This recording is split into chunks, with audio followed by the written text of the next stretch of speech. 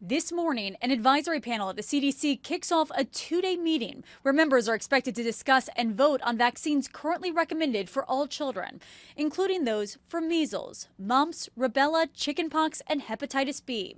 The COVID vaccine also up for discussion. Such a meeting rarely draws attention, but Health Secretary Robert Kennedy recently replaced members of the panel, and many of the new members have questioned vaccine safety or spread misinformation about vaccines. Yesterday, former CDC Director Susan Menares told a Senate committee that Kennedy fired her after less than a month on the job because she refused to pre-approve new vaccine recommendations without evidence. And he said and elaborated on this for some period of time that there is no data and evidence, there is no science, and that I needed to commit to signing off on each and every one of those recommendations.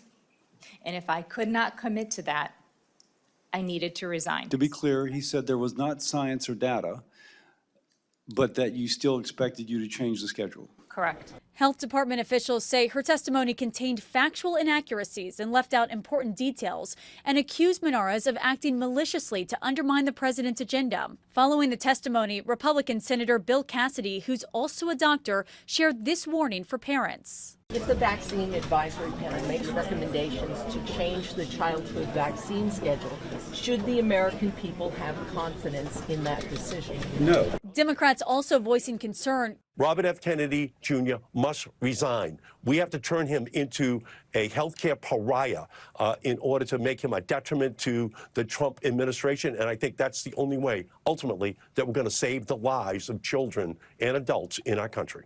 Several major medical groups warn any recommendations shifting vaccine schedules or eligibility could spark more confusion, trigger shortages, and potentially cost lives, pointing to a measles outbreak this year that killed 2 children.